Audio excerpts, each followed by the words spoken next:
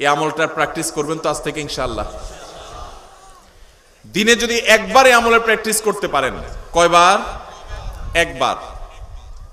এভাবে যদি প্রতিদিন আপনি চেষ্টা করেন যে আমার সহপাঠীর সাথে, স্কুল কলেজে মাদ্রাসায়, আমার কোনো সহকর্মীর সাথে কর্মস্থলে, কিংবা পরিচিত অপরিচিত যে কোনো মানুষের সাথে কোনো পাবলিক প্লেসে, এমনকি নিজের বাসা বাড়িতে নিজের ঘরের লোকজনের সাথে কথা বাড়াইলেই বাড়ানো যায়।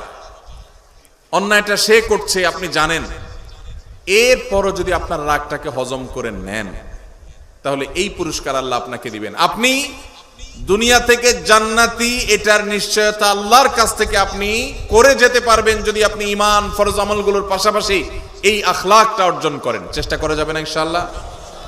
মুশকিল কি জানেন? মুশকিল হলো ইবলিস। ইবলিস কি বলবে জানেন? ইবলিস বলবে যে মাথা খারাপ, তুমি যদি এখন জবাবটা না দাও, উনি যে একটা অন্যায় কথা বললো, এটার জবাব না দিলে এর মানে তুমি তার অন্যায়টাকে মেনে নিলা। ইবলিস বলবে কি বলবে না? এটারে বলে নেক্সুরত ধোকা। এটারে কি বলে ভাই? নেক্সুরত ধোকা। বুঝেন আপনারা? বুঝেন না? মানে দেখতে মনে হয় যে কাজটা ভালো কাজ, আসলে শয়তানি কাজ। আসলে কি কাজ? শয়তানি কাজ। শয়তান আপনাকে সবসময় উত্তেজিত করবে। শয়তান বলবে না, তোমাকে এখানে কিছু বলতে হবে, না বললে তো তুমি হেরে যাবা, তুমি দুর্বল থেকে যাবা। সে মনে করবে তুমি দুর্বল। শয়তানরে বলতে হবে আমি দুর্বল থাকলাম, আমি হাইরাই গেলাম, আমি মেনেই নিলাম। কেন? কারণ ওই যে নবীজি জান্নাতের গ্যারান্টি দিয়েছেন। জাইম শব্দটি আরবিতে অত্যন্ত গুরুত্বপূর্ণ অর্থবহ একটা শব্দ। জাইম শব্দের মানে হলো জিম্মাদার, দায়িত্বশীল। নবীজি বলেছেন সে জান্নাত পাবে তা নয়, তিনি বলেছেন আমি দায়িত্ব নিলাম, দায়িত্ব গ্রহণ করলাম, আমি জাইম হলাম ওই ব্যক্তির যেই ব্যক্তি ঝগড়া পরিহার করলো, সে হকের উপর আছে, সত্যের উপর আছে, তারপর সে ঝগড়া করলো না। আল্লাহ আমাদের সবাইকে এই গুণটা অর্জন করার তৌফিক দান করুন। ভাইরা আমার, ঝগড়া এড়াবার চেষ্টা করবো তো ইনশাআল্লাহ। যদি ঝগড়া এড়াইতে পারেন, কথা বললেই কথা বাড়ে। এমন একটা কথা বলছে পুরো মেজাজটা গরম হয়ে গেছে, আমি এখন চাইলে আরেকটা কথা বলতে পারি কিন্তু বললাম না, বাহ্যিকভাবে হেরে গেলাম। শয়তান কিন্তু উস্কাবে, শয়তান কিন্তু খোঁচাবে, শয়তান কিন্তু উত্তেজিত করবে, বলবে যে আরে মাথা খারাপ, এইভাবে যদি হাল ছেড়ে দাও তো সবাই কি মনে করবে? মনে করবে এর দোষ ঠিকই আছে, নাহলে সে চুপ করে চলে গেলে কেন? সবাই মনে করুক আমাকে খারাপ, আল্লাহ আমাকে ভালো মনে করবে ইনশাআল্লাহ।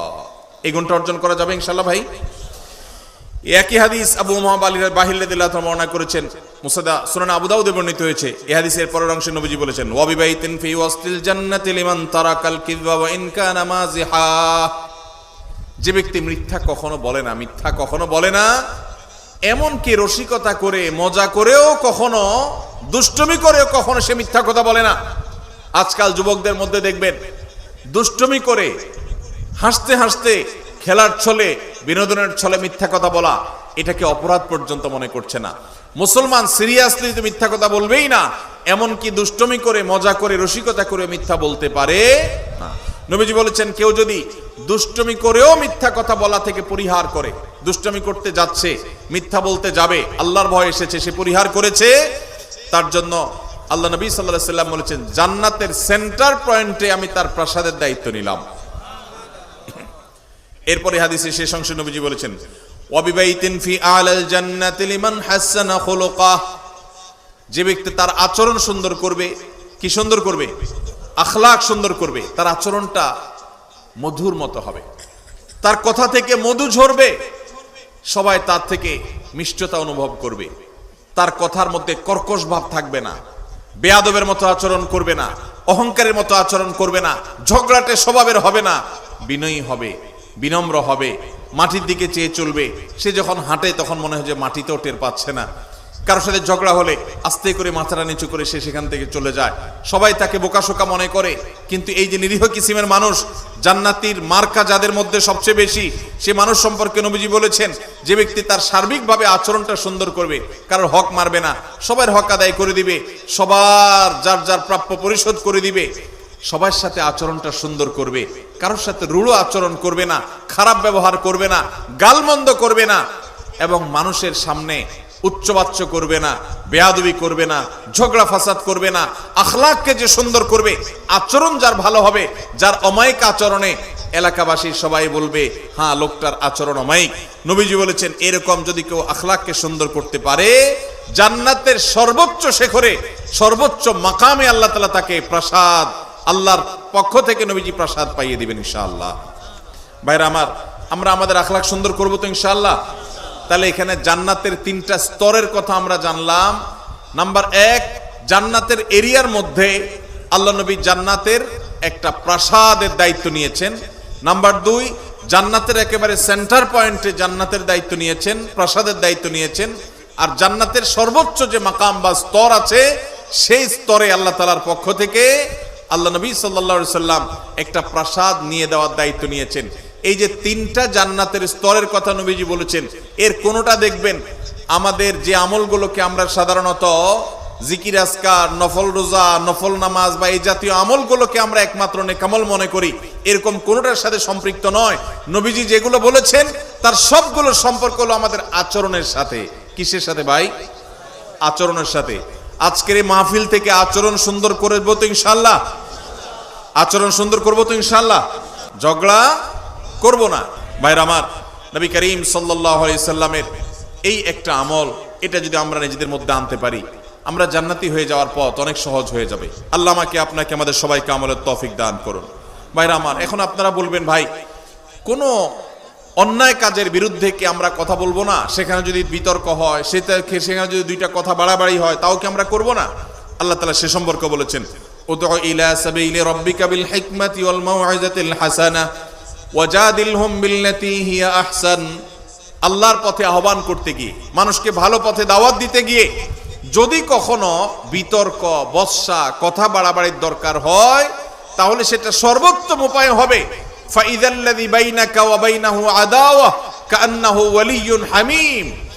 আপনার এই বিবাদ, আপনার এই মতপার্থক্য, বিবাদ তো নয়, মতপার্থক্য, এটা এত সুন্দর হবে যে যার সাথে আপনি বিতর্ক করছেন সেখানেও মধুমাখা থাকবে, আন্তরিকতা থাকবে, মায়া মমতা থাকবে।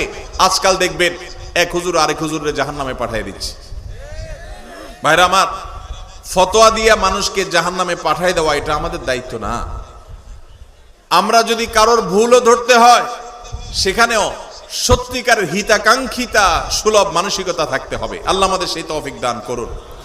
আমরা কারোর পেছনে শত্রু ভাবাপন্ন হয়ে তার পেছনে লাগবো না, তার ছিদ্রান্বেষণ করব না, তার দোষ তালাশ করে বেড়াবো না, তার গোষ্ঠী উদ্ধার করতে নামবো না। যদি করি তাহলে আমরা ভালো মুসলমান হতে পারবো। আজ আমাদের সমাজে নামাজি কালামি মানুষ কম বেশি পাবেন। মসজিদে দেখবেন কিছু মানুষ কম হোক বেশি হোক যায়, কিন্তু বাজারে ঘাটে, রাস্তায়, দোকানে, অফিস আদালতে, বিভিন্ন জায়গায় দেখবেন এই মানুষগুলোই আবার বিভিন্ন সময় তাদের আচরণটা খারাপ করে ফেলতেছে। আছে না নাই? আমাদের বেশিরভাগ মানুষ আজ এই রোগী, বেশিরভাগ মানুষ আমরা এই রোগী। আজকের এই মাহফিল থেকে যদি একজন ভাই নিয়ত করেন, একজন যদি মনে মনে প্রতিজ্ঞা করেন, আল্লাহ যেহেতু কোরআনে তুমি বলেছ তোমার রহমানের বান্দা যারা বিনয়ের সাথে রাস্তায় চলাফেরা করে, কেউ মূর্খতা সুলভ আচরণ করলো, জাহেলের মতো একটা ঝগড়ার পথ তৈরি করে দিল, তারপরও সালাম দিয়ে এড়ায় চলে যায়, দেখেও না দেখার ভান করে, বুঝেও না বুঝার ভান করে। আল্লাহ আমি সেরকম বিনয় মানুষ হতে চাই, শান্তিপ্রিয় মানুষ হতে চাই। এই প্রতিজ্ঞা করে যদি এখান থেকে যান, আর প্রতিদিন যদি আপনি রাতে শোয়ার আগে নিজের পরীক্ষা নিজে নেন যে আমি আজকে সারাদিনের মধ্যে একটা লোকের সাথেও ঝগড়া চাইলে করতে পারতাম, কিন্তু আমি করলাম না আল্লাহর জন্য, এই এক্সারসাইজটা একবারও করছি কিনা, যদি এটা করতে পারেন তাহলে আমি মনে করবো আজকের মাহফিল সফল।